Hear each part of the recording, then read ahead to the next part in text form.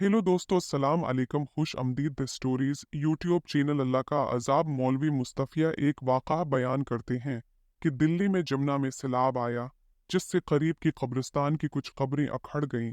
एक कब्र कहली तो कुछ लोगों ने देखा कि मुर्दा पड़ा हुआ है और उसके पेशाने पर एक छोटा सा कीड़ा है।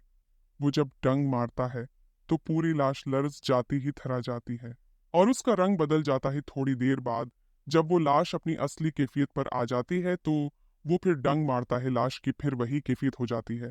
सब देख रही हैं और हैरान है। एक धोबी था, जमुना की घाट पर आया था, इससे देखा नहीं गया।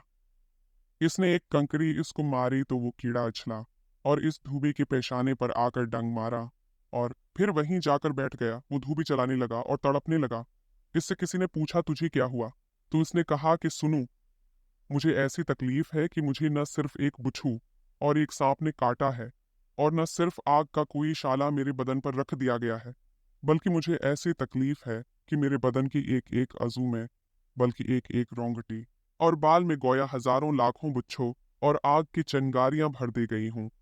चुनांचा वो 3 दिन तक यों है तरपतार। हाँ, फिर इंतकाल कर गया। तो मौलवी मुस्तफ़ी साहब फरमाती थी कि मैं समझ गया कि ये इस दुनिया का कीड़ा नहीं कि बरज़ख की अजाब की शक्ल है। मैंने सोचा कि साहब कब्र के लिए दूसरा इलाज है। करीब जाकर हिम्मत करके बैठा और कुछ सूरतें यासीन शरीफ और कुल हुल्ला अहद वगैरह पढ़ना शुरू की। जब मैंने कुरान करीम की तलावत शुरू की तो वो कीड़ा छोटा होना शुरू हुआ और होती होती जरा सा होकर ख़त्म हो गया। जब ख़त्म हो गया तो हम लोग बहुत खुश हुए कि लिल्लाह तालिया ने उसको अजाब से नजात दी। उसका कफन बराबर करके कब्र बंद कर दी गई।